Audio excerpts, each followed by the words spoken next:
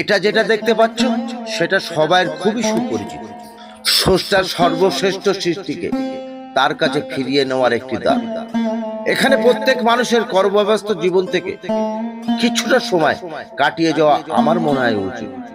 এখানে কিছুটা সময় কাটালে হয়তো তুমি ভাবতে পারবে তোমার পাপের ঝুলির ভার আর পুণ্যের ঝুলির ভার কতটুকু, আর সেইটুকু সঙ্গে করে তোমাকে এই দ্বার দিয়ে এক অনন্ত অজানা অচেনা জীবনে প্রবেশ করতেই হবে।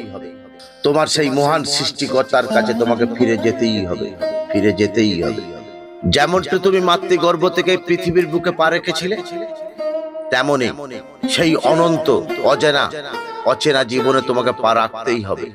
মহান সৃষ্টিকর্তার কাছে ফিরে যেতেই হবে, এটাই ধ্রুব সত্য।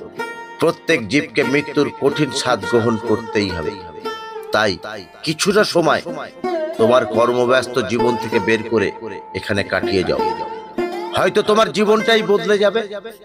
যতদিন এই ক্ষণিকের জীবনটা তোমার হাতের মধ্যে আছে, হয়তো তুমি আরো সুন্দর করে গড়ে তুলতে পারবে, আর প্রত্যেক মানুষকে, প্রত্যেক জীবকে আরো সুন্দর রাখতে পারবে।